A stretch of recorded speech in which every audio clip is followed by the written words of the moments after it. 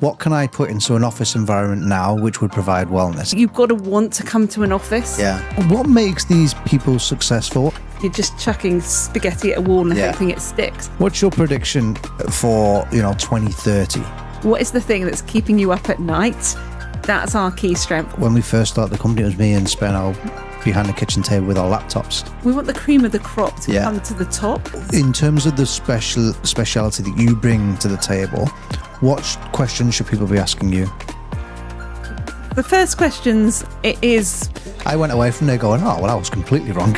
People do just want functional offices. I think he used that term as well, about billion-dollar company based on one person. Using AI. How do we move on the conversation? What's the trend? What are people generally saying, this is what I want from a workplace? It was the fundamental basics that really shocked me. Is it the environment or is that just a case of investment? We've seen people move offices because they've changed from fresh milk to long life milk. How do you then branch that out to the people? Now, if you have confidence, you buy quicker as well. Is there any relation to generational personality changes? And that's why we're so particular on knowing who your target market is, what are you delivering, why, what's their purpose for coming to an office. We've got an office move next 12 months. Why would somebody come and speak to you?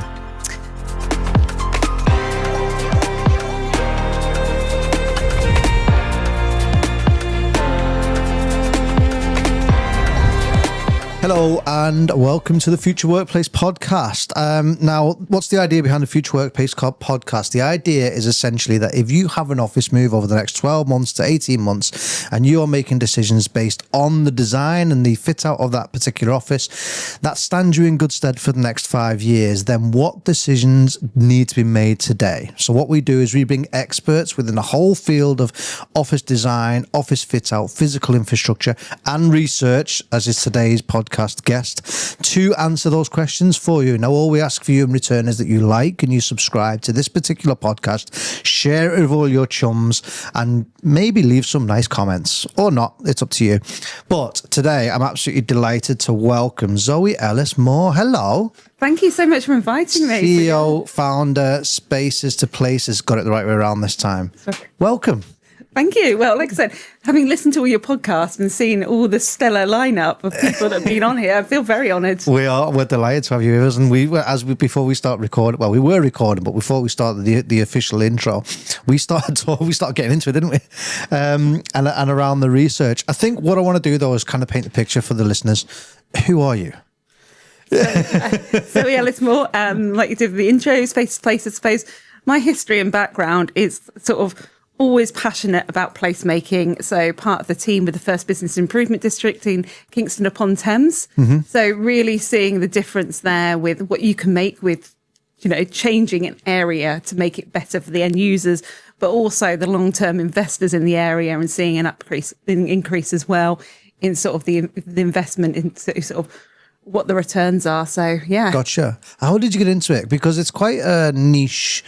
Everyone's, the AV world is one of those worlds where people go, how did you get into it? And we say we fell into it and I've not left since.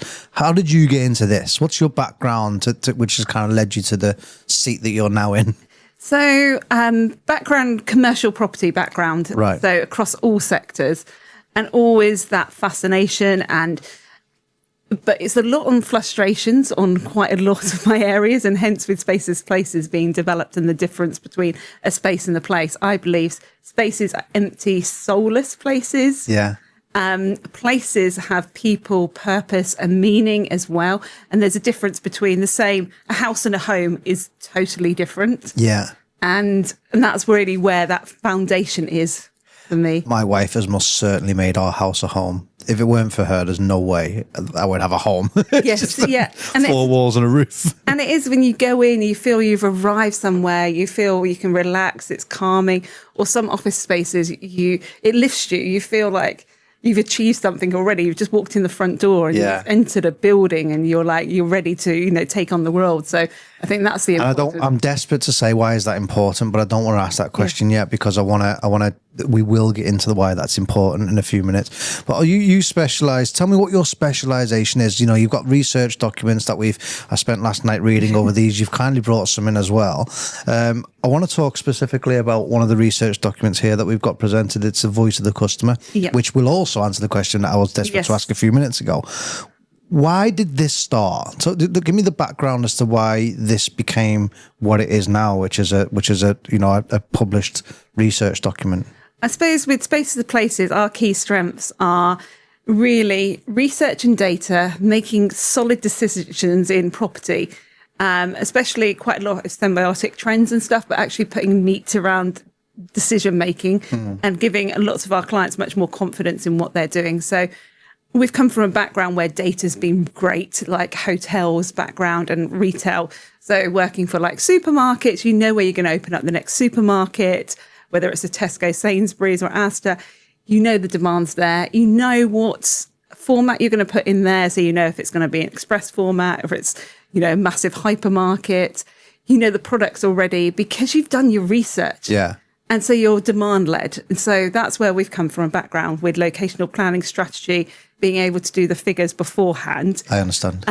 Whereas a lot with the hotels is exactly the same, but a lot with offices, I would say it's still very much hope marketing and Right. and going. What do you mean by that? That it's very much you've got an empty office, let's just fill it. It's it's very much sometimes working backwards where Space Places with our strengths and stuff, research and data, then we can do super duper marketing. We know we've got the right target audience. We know there's a market with there. We know the product's right. We can sell and be really targeted and sell and fill space, giving the end customer a superior experience as well and pitching it right. We often come in at two ends of the market when it goes horribly wrong. Somebody's got a portfolio and they've got one location sort of out of 10 offices that isn't working. We do a lot of sort of going into the details. Often it's right at the beginning that some of those mistakes have been made.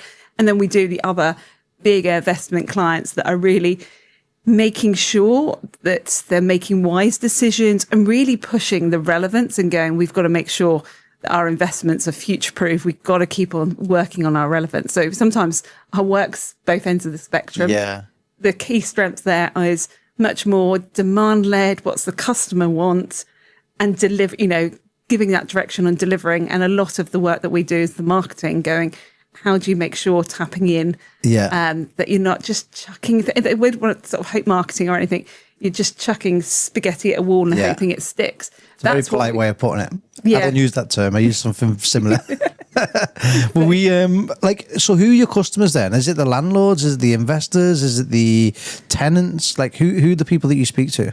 We're primarily our key audience that we work with is providers of flexible office spaces. That's generally much more where we found more customer or, end much more to the end side with customer facing there, moving much more into some of the larger office buildings, but we're still, because of data and fast moving on consumer, that into the market. So working with, say, the likes of the boutique workspace company, they have 40 locations over London. We work with Mantle, they're based in Cambridge.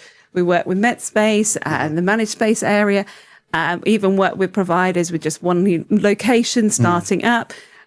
So a plethora of different, and I think what we love is the variety. So we've got some clients like TradeStar, much more, I would say, retail, industrial, office space as well.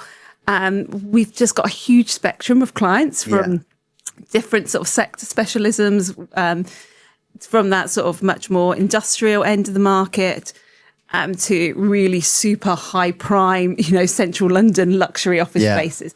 And that's what's the marketing channels we use similar, but how we change is different for the right audience. And that's why we're so particular on knowing who your target market is, and what are you delivering, why, and what's their purpose for coming to an office. I get it. And so something like, going back to this question, which is, when something like this is published, is it an end user, or rather, is it that one of your clients says, I really want to know some more information about my customers in terms of even my tenants or my employees?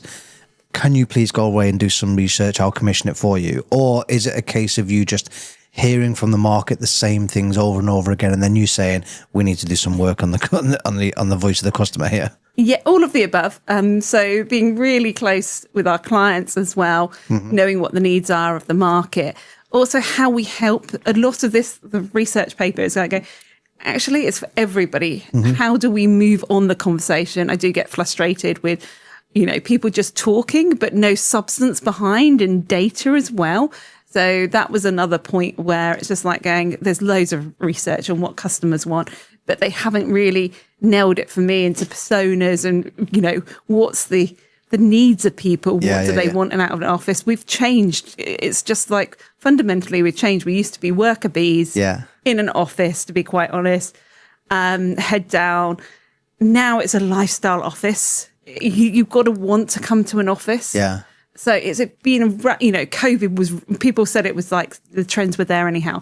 Yes, but it's radical change now. Yeah. People are thinking of quality of life. They're thinking of the importance of their time. How they spend their time is so much more crucial. It needs to fit with them as well. Yeah. As opposed to work had such a high priority previously.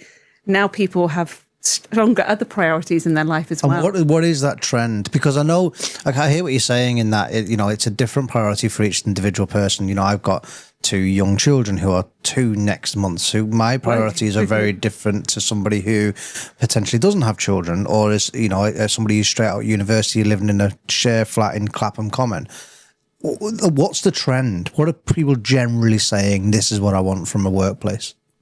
Well, that was the interesting thing. I think it's too easy to put everybody in the same bucket. And I think too much with offices, this has happened. Yeah. Like people instantly go, we know the office sector. I work in an office, so I know the office sector. It's really easy. I think the build to rent sector is really fascinating. I was at UK Reef and they put hands up. Everybody was from the build to rent sector who actually is a customer in the build to rent sector. Nobody put up their hand because it was very, the audience there of UK Reef. But they had research and really gone into understanding that customer. Whereas actually in offices, everybody goes, because I go to an office, I know offices, I know what people want. Yeah. So I think for the purposes of that is you need to wipe your slate clean and get out of your own head and what you need and want in the offices. That was the purpose of this research. And trust the data, right? Yeah, well, some of it does align with how you think and stuff. But I think that's the one that everybody falls into the assumptions. And where we see problems of, I would say, vanity project offices, because somebody's decided what they think the office, they want the most wonderful shower and gold taps and stuff. They think that's what everybody else in the world wants. And I think that's where I see, often we've worked on quite a few different projects of places go administration and different things. They haven't really understood their target market. And I always use that as a on this podcast. Actually, I need to change this story, but I can't get it out of my head. I always use that scenario of people putting slides in their cafeteria, and I'm always like, why? Is anyone really going down a bowl of tomato soup, going down a bloody slide in the cafeteria? I need to change that story, but I just can't get that out of my head. And I think for me, it was the research. 10% of people don't want to be in an office. That was the clear findings that we were like, they want to be remote. And it's always been remote work. Fully? Yeah, fully remote. Okay. So 10% of people, that's their preferred choice. That's what they want. So then we were looked at much more than 90% and was understanding the majority of people are sort of the 39% of the research are what we determined as wellness seekers. I was going to ask about this, Yeah, they're going into the office much more 1 to 3 days a week. Mm-hmm. They're the ones that are most likely, for great experience, going to increase their attendance. Mm-hmm. I think that's fascinating because they want that separation as well. Mm-hmm. To be quite honest, they want to feel supported in an office. They want to go and do other, activities, classes, nip to the shops during their lunch hour. That's where they're blending their lifestyle. So that's the wellness seeker. And that's the term wellness. The wellness is get me out of my flat share in Clapham Common. Let me go to the office, but what provides wellness?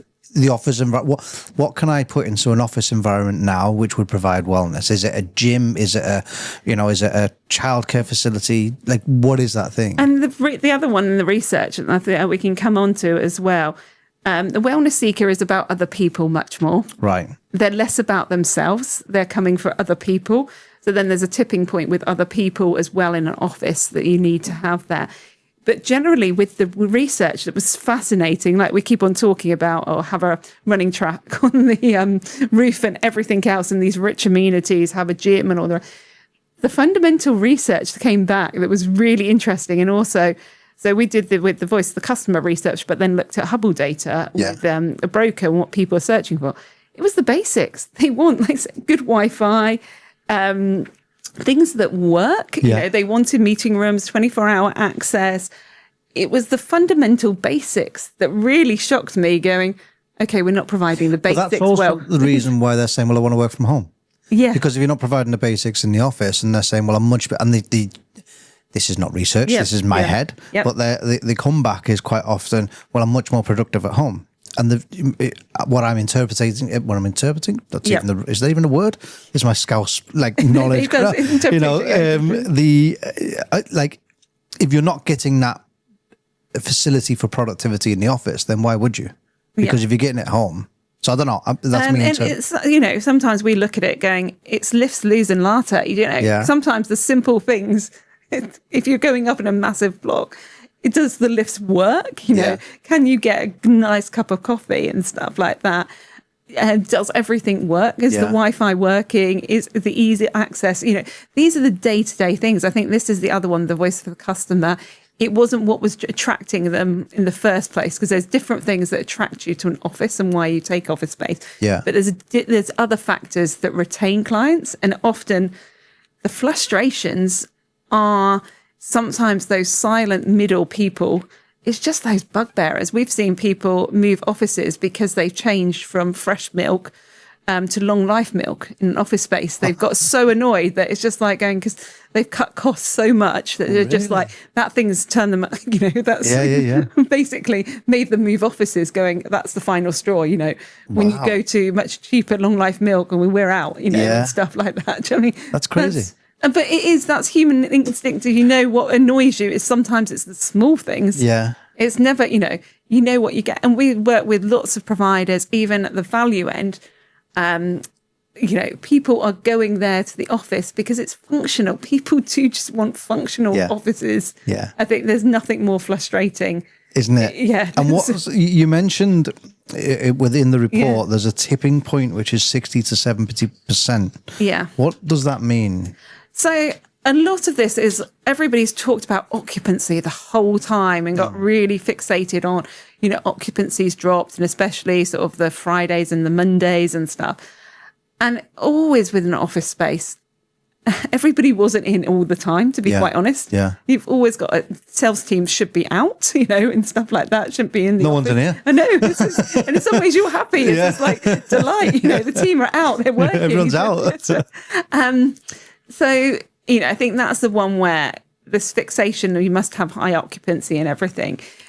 It's more this tipping point that people feel you don't need 100%, 90 to 100% of the office people in the office. You've got to have just over that tipping point for others to feel it's worthwhile. Yeah. Those ones that were sort of, especially those wellness seekers that are on the fence, do I go to the office today or not? Having that critical mass of much more, sort of that 60% in the office, 60 to 70 of them, they're going to go, it's much more worth it. Well, yeah. If you've got 30%, they're going to go, whatever. Yeah, nobody's going to miss me. If I go in, what's the point? There's nothing worse than sort of going in and you don't have that sort of critical mass, few people to bounce off, because you're going to the office for different people's opinions and stuff like that. And I think that's the one that's really hard, that some people, it's really easy to be home alone, and then you've got less tolerance of other people. When you go to an office... found it. Yeah. We started this company August 2019 and COVID happened March 2020. Now, when we first started the company, it was me and Spenno behind the kitchen table with our laptops. Those first couple of hires, we were remote because we were then into COVID, and those first few hires were on remote contracts. And as the company continued to grow, we got our first office, which is a managed office, and the people that were on remote contracts who were based in Derby and all sorts of stuff, it really affected them. Because we were in the office then talking about particular projects and how do we do this and, collaborating in person, which was just completely natural. Yeah. And the people that were remote were feeling, it's weird. It was almost like there was a human psychological effect on them because they were creating their own stories about what was happening in the office. Yes. Yeah. Because they weren't there. And it was like, dude, that's not the conversation that we had. But do you know what I mean? So we found it quite I mean, those guys aren't with us anymore, but we found it quite challenging. And when it's we went through that also, I think, when you've got half of the team physically on a call or something like that in the meeting room, another half dialing in, remote and stuff. It's totally different experiences for each, and that's very hard to manage, I think, when it's half and half. Which is what, and again, before we started officially recording, I mentioned my views on working location and stuff, and whether I'm still a bit of a dragon or not, I don't know. But they're the reasons why I say I like people in the office, because these are the collaboration experiences that we have. Yeah. You're not creating your own story because you're not present. Now, there's no data to back my thoughts up, but and that's where we found the sort of personalities. Like I said, majority are wellness seekers. Yeah. The other one that was 28% was maximizer. So you were talking about yourself, where it's just like you want control, and that's a crucial thing as well. That need with time efficiency. It's very much the person that's over sort of 45. That's where we sort of worked out with these personas and stuff. They want that structure and being in an office, and we found, particularly with this personality, Regis was highly successful as well when they started, 30 years ago, because they gave control for businesses. Yeah. You knew, especially if you were a traveling salesperson, one office at Regis was going to be the same as the next. The service, what level you were going to get as well. You want control, and you want to know what you're getting exactly, and you want to know that price and what you're going to pay for and everything. So that's really that maximizer, I would say, there that we found as a personality type. You mentioned maximizer being of a certain generation. Is there any relation to generational personality changes or with this research, in some ways we first looked at what people were saying, and then you can see like different similarities. Wellness seekers were much more that 25 to 44-year-old person. So we did cluster them. Yeah. I think we were being careful not to generalize too much, because I think there's been so much and everybody talking about, what Gen Z want, what. And so it was trying to look at it going, and actually we looked at the data of how frequently they were going in the office as well. Yeah. And actually looking at their frequency times alongside what they were saying as well to back it up. But then I think the innovators, the younger generation, I think they were much more, some of them were coming out, the 18 to 35-year-old bracket was much more, I would say, innovators. They wanted to be around like-minded businesses, like-minded colleagues. Yeah. They wanted, I would say, much more change and purposeful work. Yeah. That's where I think it was quite clear with their purpose for being in an office. They were ambitious. Yeah. But they also, blended it about being around others. Yeah. And so it was quite interesting putting sort of into 4 different segments. And then you realize people want different things from the office, and why. I think it's understanding the purpose of the office and why people are going to an office. That was our big one starting to uncover that. Yeah. And then the formats of the office, like always going back to our retail experience and stuff, you have different formats of office. And I think that's where we're going to see much more, in some ways, as a maturity of a sector, much more options there available, and people swapping between different office types as well. Yeah. There's different purposes and different reasons for different offices. Yeah. You've just given me some data-backed evidence to a very, a very interesting day that I had a few months ago in London, where I just randomly started stopping people in the middle of the street in London, the weird Scouse bloke that I am, and which in London no one talks to anyway. But and I just stopped them and started asking people, what's your preferred location for work? Do you prefer to be in home or do you prefer to be in the office? And I was shocked by, in my head, I had this vision that all the young people that I stop are just going to go at home. Like, I want to be at home, and if my business doesn't allow me to work from home, then I'll look for another job. Yeah. the complete opposite was true. And I stopped maybe 15 people. Like, so this isn't a huge data set that I worked with. But of all of the young, I didn't ask their ages, but all of the younger people that I asked, they all went, I want to be in the office. Yeah. Of all of the, maybe similar to my kind of age, people that I stopped, they were like, well, a bit of both. I prefer to be at home because it gives me the productivity, it gives me time, blah, blah, blah, blah, blah.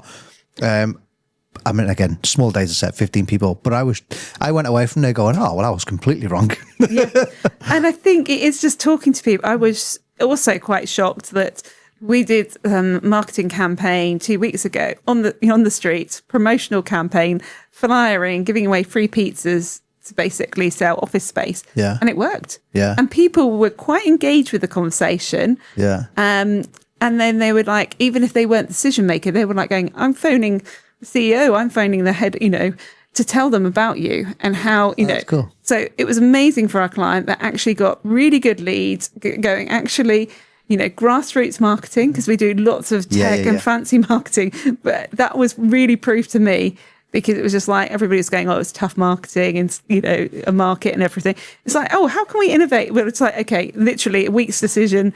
I think grassroots marketing is going to be this is slightly off topic, but I think it's going to be the next thing, because it's very easy to chat GPT an image, and you can create whatever image you want, stick a thumbnail on there, and then say, and everyone's doing it. Yeah. So anyway, we can. Yeah, we can I do commend you, like going out the street and just asking. I think that's the only way you get to know and actually list. I do feel like a lot of our work, we do marketing, but I do say to people, we're not hot air. Yeah. All our clients say, you're thorough. We give a fact pack. Yeah. If we're backing up a decision, especially with locational decisions or anything, we're giving them scenarios, we're playing out. We're like, this is how we've come up with the answer. This is why we're saying this, because often we're giving bad news. Sometimes our scenarios are literally going from you can do nothing, or creating these roadmaps. The other one is you sell the building. We always give our clients quite honest, transparent. We're fully independent. Yeah, that's our big one that we find that's people find it refreshing, but sometimes you've got to be told. Yeah, it's agnostic approach based on data rather than assumption. And I think that's where we come a lot with property. Sometimes it's quite ego led as well within the industry. And, a broker's told them that they've got a phenomenal office, they can achieve, amazing rates, above market conditions. And, and I've worked on the other side, that it's always putting out press release going, oh, it's always a good market, it's always winners and losers and stuff. Yeah. And then just being much more sort of cynical, giving both sides and, a balanced view is what people want now. Yeah, absolutely. And like you say, backed up by data. So your personality types that you've highlighted in this report, you've got your innovators, your wellness seekers, your maximizers. Was there a fourth one? Did you say? And then the ones that are basically fully remote, they don't want to be in the office. Right. So. That's the 10%, isn't it? Hey, I hope you enjoyed the podcast so far. I'm just going to take a quick 30 seconds of your time to explain to you one of the biggest problems that people have when it comes to fitting out their new office space. And that problem is they get AV in too late. When you get AV in too late, what happens is they treat it as an afterthought. They treat it as a bolt-on. It's a few screens on a wall. Let's just put some screens on and make it work. Massive, massive, massive mistake. And we see it day in, day out, where people treat AV as an afterthought. To try and avoid that mistake, you need to bring AV in, the design of AV in really early as you possibly can. Now, to try and help you with that, we've put together what we call an AV bundle. It's a bundle. The link is in the description below, and it gives you the ability to configure your own AV meeting room so you know what solution you're putting in the rooms. It gives you a risk map for the project so you know when to bring AV in, and it gives you a budget calculator so that you can budget AV in early as opposed to later when you realize that AV, frankly, isn't as cheap as what everybody thinks. So grab the bundle below. Get AV in as early as you possibly can and avoid the mistakes that lots of our clients actually do when it comes to refitting their offices. What is the market doing around that remote piece? Because you're seeing people like JP Morgan, Jamie Dimon, you're seeing some of the other people, whose names doesn't spring to mind right now, but they're saying you're back in the office. If you don't like it, find another job. Is that just an extreme and that's because it's making the news and making the headlines, or is that feeling that business owners, executive teams, are they starting to deliver that line a little bit more? It depends on your business and your culture and what lifestyle you're creating. So most of my team are remote. We've got a team in the Philippines as well. And I see it very much. They choose to work for Spaces to Places. They're paid well per hour, much more that gig economy. Yeah. So I think you've got to work out your business and how you balance. Like the team go, they go say, get us great client, let's get great clients. We want to do great work. Yeah. We've had a great corporate career. We want to feel valued and respected. We want to push the needle doing amazing things, but we also want flexibility and that respect. So I think it's understanding. I think the gig economy is going to change, much more office work. And I'm happy with my team going traveling as well and having another life. Just have a Wi-Fi connection, please. Basically, especially with quite a few skill sets and stuff like that. It's just like actually go traveling and work as well and stuff like that. But putting in those boundaries or, have another job, I think that's fine. I think we will get to people having a couple of jobs and stuff, but you're pulling them in for those expertise. Yeah. So I think the model needs to be changed quite often. I think some of the companies that I'm fascinated by, and when Elon Musk's group and stuff like that, where they're talking about where's the $1 billion company that's just going to be one employee, one person running it. Is this possible? And it's just like going, and now I see that going, actually, you don't need physical employees. Can you do it in different ways as well? That goes completely against the office of. I think it's Daniel Priestley does a lot with AI, doesn't he? You're a fan of, are you aware of Daniel Priestley? I think he used that term as well about $1 billion company based on one person. Using AI and stuff. And I think it was their WhatsApp group. That's where the conversation. Is that right? I can't remember. All the big tech gurus have got, betting on when it's going to happen. When the $1 billion company with only one person there, and then I go, actually you can have all your team contractors or something. You're not necessarily full-time permanent staff members there. So it's crazy. These next 5 years are crazy. So given what you've just spoken about, I think there's a conversation to be had around flexible offices versus traditional. Traditional for the layman. Explain what the differences are. And I would say a traditional office is very much you're taking on a lease, and it's always been long term. I remember starting in property like 20 years ago, lease length, so 20 years and stuff. It's been going shorter. So we're about sort of six years and stuff, average lease lengths.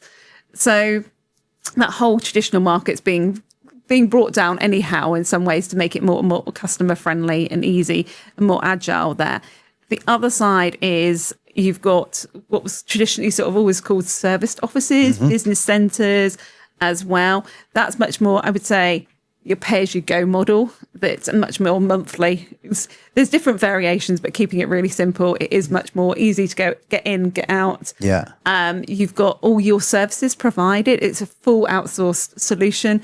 So all your Wi-Fi, all your tech, your meeting rooms, your reception, your posters organised, cleaning, everything is done for you. Whereas the opposite in some ways with a lease, you are having to do that all yourself. Yeah. So they're the two extremes. And the term flex is quite confusing anyhow. There's nothing flexible generally about office, because the meaning is being lost because now everybody's using it in some ways.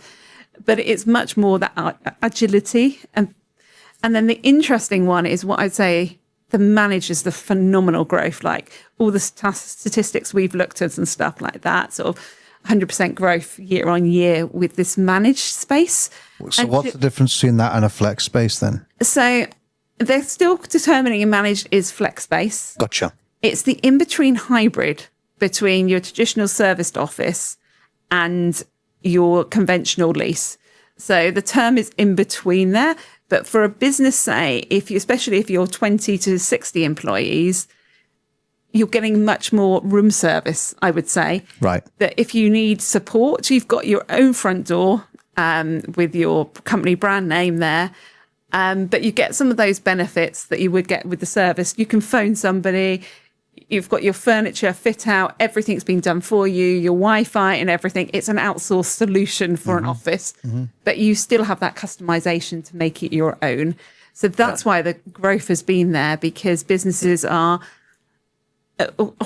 are needing that support because of the procurement, because it's so expensive with offices and, you know, all the rigmarole, the time that is spent, you know, like saying with setting up an office space. Design and build, you've got the architects, and then you've got to go through tendering process, you've got to do research on what's right and what's wrong, you know, so it takes years. It does. And so for a business that's growing, not quite sure what they want, still working it out, managed is a great option. Managed is also provided by some service office providers. They will go for much more those micro businesses, say from like one sort of office desk to like 20, but now they do the enterprise, I would say the 20 pluses to even 100. Well, we work on something up to 1,000 that they'll put in a sort of with the service on site. But, so that's also part in flex and managed. So that's where it gets confusing. But a lot of this managed is space for businesses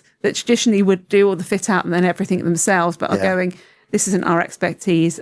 And, you know, it is going, actually, let's bring in the experts, knowing how detailed it is and what and they'll provide me with the car. All I have to do is get into it and drive. Yes. Yeah. And I think where we're seeing businesses that have come as sort of serviced offices or flex natives, they've always sort of scaled their business with, you know, the property services being provided for them. So their mindset is that this is the natural progression.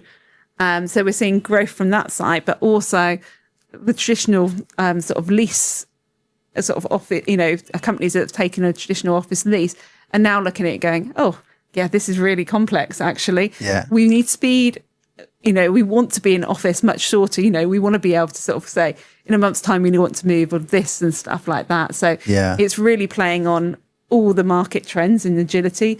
And we're seeing Savills data as well saying the demand is there for, I call it like offices on a plate. You know, you want it served up for you much more. You don't want to do it yourself. Are they,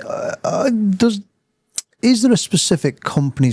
Are we talking there about SMBs, or are we talking actually anyone up to, you know, enterprise size clients are also looking at this option? Because when you're talking to me about this, it sounds like what you're saying is, if you're kind of on this scaling path, then a managed flexible office, whatever term you want to use, is quite a nice solution for you to have, because you've got the flexibility to quickly move out in a month. You're growing, you've got 50 more heads in that period of time, you can quickly move out, and you've got the agility to be able to do that. But the kind of the dialogue that you've just used made me think, well, that's kind of SMB size businesses. Would I be right in saying that, or are there other kind of enterprise size clients that are also selling? Like Amazon, eBay, all the big companies are using flex office spaces as well. If they need to quickly get into a country, or they've got small teams like in Brussels, you know, they need sort of satellite offices. They're not setting up their own operations. They're bringing in a provider to run it for them. So all large corporates has always had it as part of their mix. So GSK, all the big pharmaceutical, it's just what percentage of their whole portfolio. The majority of their portfolio is much more, it makes sense to take on a lease and that they manage it themselves. But where, you know, they need to be agile, nimble, or a project team, we do see quite often team spaces being used when the teams, especially NHS, we see coming in and out of flex space quite quickly as well, or building and construction teams that they need a slight office quick. And so there's lots of, you know, pay as you go need in the market as well as, you know, and then that goes back to the purpose. But still one company can have different reasons for different office space. And that's always their, you know, working out their portfolio optimization. What's the best solution? Different reasons. Sometimes it's like they don't want something on a balance sheet. They need to move really quickly. They'll take a flexible office space. You know, sometimes, things are done. And that's where they need to bring you in, isn't it? There's spaces to places. So what's the point? What do you need this office for? Let's do some research on that. We've kind of almost started going into our second report here, haven't we? Which is great, because that's the point of this conversation. You've got the UK Flex offices, from hype to operational real estate. That's an interesting title. So I do see it, the industry, you know, thinking about business centres being around 40, 50 plus years when we've looked at the original providers. And it hasn't grown up, I would say, fast enough.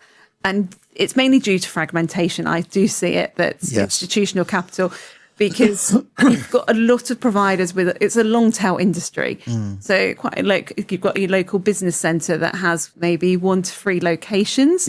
They've always existed in the UK, but now we're seeing some of these dominance of these providers. We looked at in the report providers with 10 or more locations, so a portfolio, and there was 52 in the UK there, totaling 1,230 sort of locations. You've got your big players, your Workspace group that's listed. You've got your Regis, you've got your Fora spaces as well with IWG and BizSpace. So you've got some dominant players, in the market with 50 plus locations. But why we're seeing really interesting is this middle tier. There's that Ariga type company. Ariga, Space Made, X and Y. MySpace. MySpace. So really interesting. This is one where they're growing and scaling and really finding their place in the market as well. So that was where we're analysing the market and looking at, especially our experience with other sectors as well, going, especially build to rent sector, it's got institutional capital, investment as well, hotels as well. Why have these sectors matured much more quicker than this flex office space industry?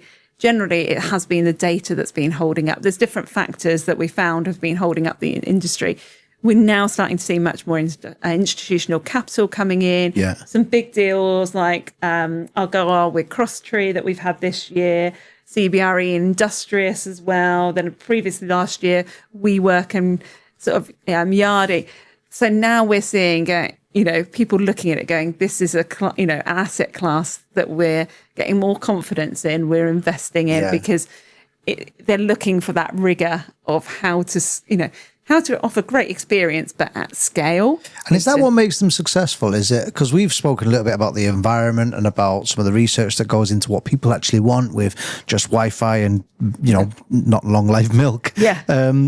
It's what makes these people successful. What makes these what turns Ariga from the kind of the medium-sized business to a WeWork? Is it the environment, or is that just a case of investment? A lot of it as well is there's different business models. Right. I think that's where we did go into the report and dividing it up. We're seeing much more partnership. Generally, sort of the makeup and splitting it out. There's a few different routes to market. It has been previously sort of a lease and a flexible office provider would take a lease, but increasingly we're seeing hybrid leases with turnover put in there, where we're seeing these management agreements are increasing because landlords are wanting to work in partnership much more and become closer and understand. And then why they're doing it, and also running their own space. I think that's the other one. And sometimes we distinguish them and call them brand lords entering the space. Oh, yeah, I was going to use that term actually. Because if you look at real estate in some ways, the landlord is not getting the same returns that they used to. They used to get the triple net leases, you used to get the full returns and much more. So not getting the same returns out of building. So they're looking to go up the risk curve now and get much more in the management or partner with the provider to be able to go, how do we keep on getting the best out of these assets as well? Understood. Yeah. Understood. So I think it's much more that investment perspective that is there in the market. There's a business model, there's the investment, which is an interesting concept because you're talking about all of these companies, the Arigas and the MindSpace and all that kind of, all those guys. Where is this going? What's your prediction? This is an impossible question. What's your prediction for 2030 in terms of where this is all leading to? So our big predictions in some ways, where we looked at the purpose of the office, we feel neighbourhood workspaces are really important, and especially those wellness seekers do like much more express model, I would say, to be able to nip in an office. You might not spend your full day there, but it's much more you want somewhere different to go or have some meetings. And so that's much more we see, the express model for an office, local and near. We then see these innovators and much more, they will travel a bit further, I would say. Maybe it's more the business parks will come up where people wanting to be clustered by like-minded businesses in an area and clusters there. So that's where we see sort of much more a club model of offices, and the purpose of an office being sort of that club for an innovator. The maximizers are much more still wanting that hub, essential location, and much more usually urban city centres as well. So that's where we see with the research, following on from the research, into segmenting them to different types and purposes. Yeah. But you could mix and match. You could have your local sort of express office, more neighbourhood end of the market, then go into a central urban location for your office that's much more, that hub. It's mixed use. There's a hotel next door. You've got some bars and restaurants and everything else. So there's different purposes. You stole my research, Zoe. I've literally got written down there, neighbourhood, club, hub. What's the difference? You've nicked it off me. It's like we had a conversation earlier. Yeah, no, you've given me the notes here. Exactly. No, that's brilliant. And to me, I'm sat there going, okay, that completely makes sense, actually. So the underlying question of this whole podcast is, if you have an office move over the next 12 months, 18 months, 2 years, and you don't know what you don't know, in terms of the speciality that you bring to the table, what questions should people be asking you? The first questions is, what's the purpose of why do you want? And I think that's always too much. Just come back from Berlin with Co-working Europe, and it was quite interesting. One of the big panel sessions, the point that came over was, we've got to stop moving, especially the broker market always asks, how many desks do you want? What square footage do you want? Yeah. I think it's always starting at the beginning, and why do you want the office? What's the purpose? Mm-hmm. Because then you're going to get your what you need better. Yeah. Do you need a small sort of office for head down working, more local in a neighborhood? And then you need your flashy, HQ somewhere else. Yeah. I think that's just understanding the purpose of the office. Those questions are, what do you want an office for? Well, and also, how do you avoid, you mentioned it a few minutes ago. Well, you mentioned it earlier in the podcast, where you are speaking to one person who wants this thing in their office, but that's one person, one decision maker. I think, how do you then branch that out to the people that are in the office, the employees? Because you've got your innovators, your innovators, your wellness seekers, and your maximizers. Mm-hmm. So if you're speaking to a broker and you're talking about headcount, actually, what do your people want? And so that's a question that will probably is quite a you probably provide quite a compelling answer to. Yes, and so I think that's when you start probing into. Then you can find the solution. Often it always has been location, but we're seeing even more with clients now with AI and stuff doing their locational planning strategies. They're typing in to any of the tools, the LLM tools, all the postcodes of their employees and going, where's the best location? Yeah. That's what's happening much more that we're seeing, you know. And the importance with people's time and transport nobs as well. I think that's the ones where now with so many great tools, you can make better decisions quicker. So we're doing much more work now to help the end user with Office Tier Lists we're launching in January. What is that? Office Tier Lists is basically, comes from the gaming industry. The younger generation very much with their gaming characters, they will score them and rank them, but you use different, this has come back to the office, you'll use different characters, like a character might be better at combat fighting, another one might have super duper gun speed or whatever, and different things. So you use your different characters for different reasons. That's with, we've seen lots with the brands as well. There's different reasons why you use different offices as well. So it's being able to rank offices, so you find shortlisting process to find your office much better, and it's making it much more accessible, consumerized, because my big passion is this industry has been, for the flex office industry, you ask people to, explain it and they'll go, it's WeWork or Regus. People understand, the consumer only understands a WeWork or Regus. But you're talking about sort of a Riga there or across my work spot, just across the road from you here. The road. We looked at it. They're all great, phenomenal providers. They're not sort of off the top of your tongue unless you're local and you know some of these providers and stuff. So it's being able to really demonstrate these great serviced office providers and what they offer. So this is a platform that you're launching January? Yes, so very much a platform. And to go through some of this decision-making tool it's more about, it's so confusing, this industry, trying to make it much more, I would say, Like if you're trying to look for a restaurant on a Time Out magazine, keeping it really simple. What's their speciality? Are they more sort of Chinese, Indian, or anything like that? Yeah. What's their price point? Where are they located? So you can sort of understand this market. Yeah. It has been mainly undercover because brokers have, been very much taking requirements, but it's to, make it much with AI in this world, the industry much more transparent. It should be easy. I mean, this is really, really layman, but if you want to buy a house, you go onto the Rightmove and you draw a circle around the radius of where you want to live, and you put your 3 bedrooms, garden, garage, and it kicks out all the houses. Yeah, and that's what we're doing. And it's the same as buying a car. It's what, we've been spending a lot of time going how great Auto Trader is. Yeah. Because they're like they actually go into the detail going, are you getting a good price, fair price? And, the data is there to be able to navigate with decision to shortlist. It's not about the end. I would say always with buying a house, you're never going to just, go, I'm going to have that one because I've gone through the search online. You're going to then, of course, triangulate your own data sources. Yeah. But it's helping with that sort of process. We find like now, if you have confidence, you buy quicker as well. Yeah. So purchase decisions going, oh, that's right for me. Yep, it ticks the boxes. So it's helping speed up because... Well, if you're filtering it at the start, then straight away you're answering the question of the LLM geography that you mentioned a few minutes ago. It's answered. It's there. Yeah. Okay, that makes some... And that's January, yeah? Yeah, so January, very much... In some ways, we've done these different research reports for the last year, 4 different reports on different aspects of the market, from business models and brands, the other ones, as well as the voice of the customer and investment. So really deep dived into the sector and then going, how do we solve the issue?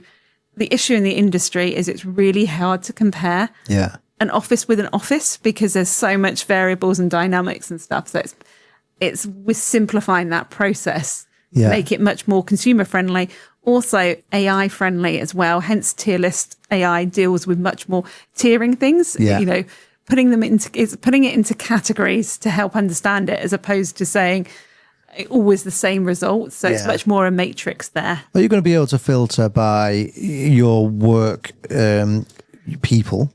If you know that you have your innovators, your wellness seekers, your maximizers, are you going to be able to filter to say, well, 60% of my workforce are wellness seekers. Find me a space within this radius which maximizes the requirements that my wellness seekers are searching for. You're going where we're thinking and stuff like that. There you go. Where it's just like and that's that one of like going, how do we move it beyond just a square foot, location and square foot? Yeah. Because a lot of the providers, what we find, they're being commoditized on price, to be quite honest. One of the pain points is if you only can compare on price, you're always hammering on price. Yes. And then service gets lost. So that's the big one with sort of really showing some of these premium providers, this amazing service you get from them. Yeah. That's the one we really want to elevate, going there is different with different providers, different levels of service as well. And for AI to be able to understand beyond Google reviews in some ways, you get really bad ones or really good ones. That mass middle is really important of really what those people in the middle think. Yeah. And that was what we were trying to uncover with this research, going, what is the issues that people have with offices? Yeah.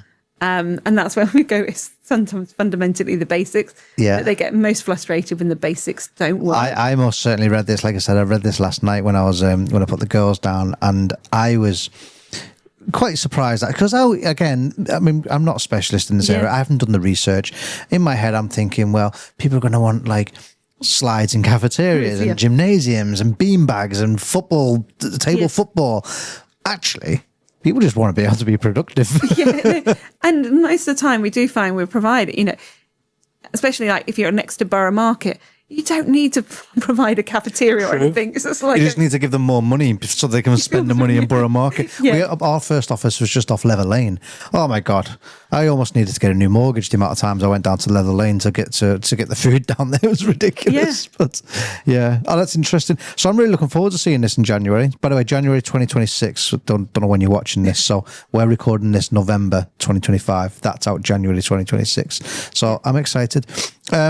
We need to start looking to round this up, Zoe. I'm sorry, but we've obviously we've flown through this. why? Let's start summarizing and trying to make this as clean as we can. Why would somebody come and speak to you? We've got an office move next 12 months, an office lease event next 12 months, 18 months. Why would somebody come and speak to you?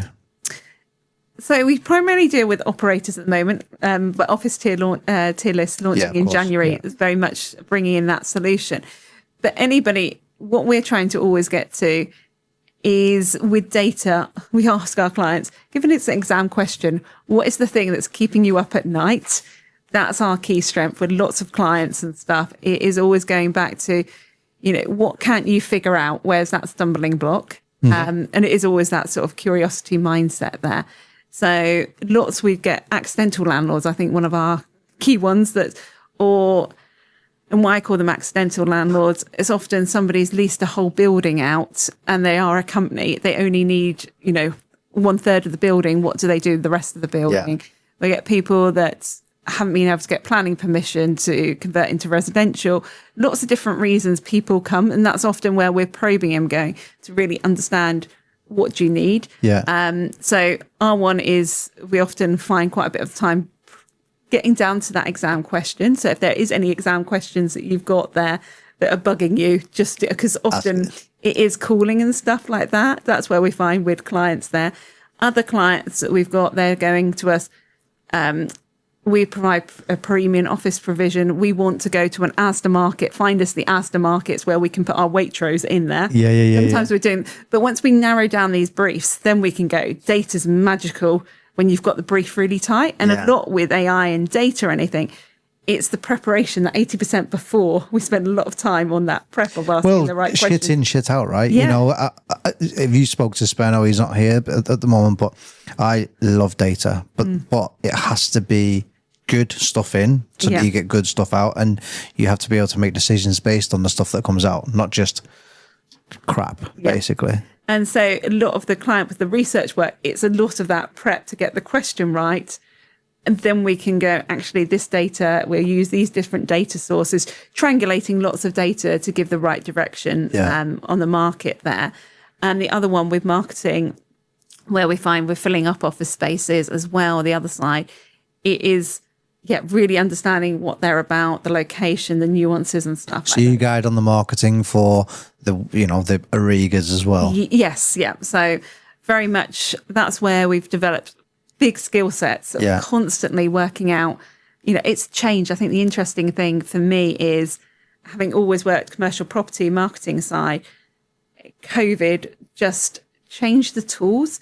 Now using LinkedIn with social selling, that wasn't there before. That's networking online. But using these skill sets and good data, going, who do you target? It's going to come from this certain catchment area. That's where we have a lot of fun bringing the two, data, knowledge and expertise, because we're just purely specialists in the flex office market. So we have worked across other office sectors. A lot of clients come to us because they're trying to understand, does flex office work in their portfolio, different conversations like that. So we're always, I think the big one is the reports are free to download.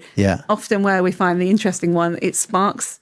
It's often those initial sparks where somebody's going, this is where I'm thinking, would it actually work? We've looked at quite a lot of different ones like that. I'm really looking forward to having a look at this platform. How is that being commoditized?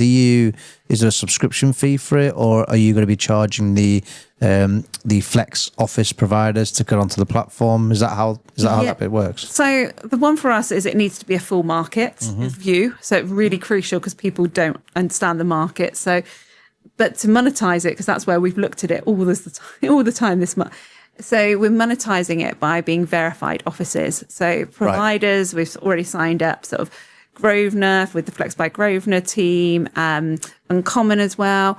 So they're paying to be verified. So they're going to come up top, much more higher to say, we've actually gone in person and done a search. We're finding with AI lots of bad data and stuff. So we're saying these providers are who they say they are. Their data's accurate. This is what they're about and stuff. So it's we're monetizing it through verification. Makes sense. And that's where we're seeing there's lots of different other models, but we've gone for verification is so important. Similar to like LinkedIn or X or something. You want to know somebody's genuine and who they say they are. Yeah. To give that trust and confidence. For us, it's about, we know these providers, we know the ones that you know should be going for and stuff like that. We want to, you know, promote them higher. Going, they've got a huge track record. They've got a portfolio. Yeah.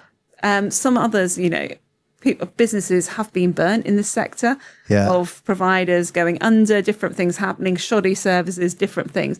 We want to be promoting and letting the cream of with this report and that tier. We want the cream of the crop to come to the top. Yeah. And for the end user, like we were saying, everybody deserves a great office experience, no matter where you are. Yeah. So we want to help that and really elevate the sort of standards, make it much easier. So that's simply our purpose and why we're doing it that way. I love it. I think it's going to be great. And then especially if you can break down, like you say, you know, the wellness, the innovators, the maximizers, break down neighborhood, club, hub, and all into that as well. Yeah. I think it's brilliant. And that's where the hardest thing I think in this industry is keeping it simple. You know, go back to, it's really easy to get complex. It should be, you know, like buying anything else that you can make, you know, what your focus is and make those choices really easily yourself. Yeah. Brilliant. Speaking of innovator, I'm sat opposite one.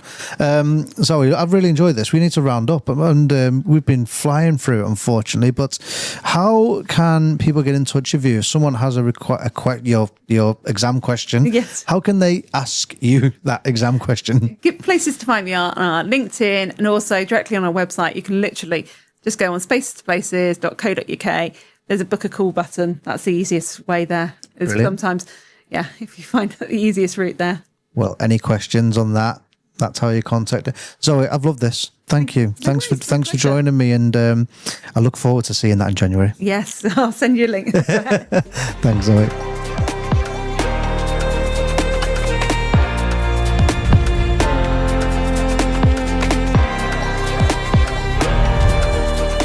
Great. Hope you enjoyed the podcast, and I certainly enjoyed having that guest on. Now, in order for us to close this podcast out, what I want to do is just highlight to you that we're an AV company. That's pretty clear. But what we do with a lot of our clients is we offer them showroom visits, basically. So we quite often go around a lot of the showrooms that are available to us. We're doing a big LED showroom visit. So if you want to come and see some of the latest LED technology that you can deploy within your meeting room, we're doing a big LED showroom visit over the coming weeks. The date's not fully confirmed yet, but we have put together a wait list. The link to that wait list is in the description below.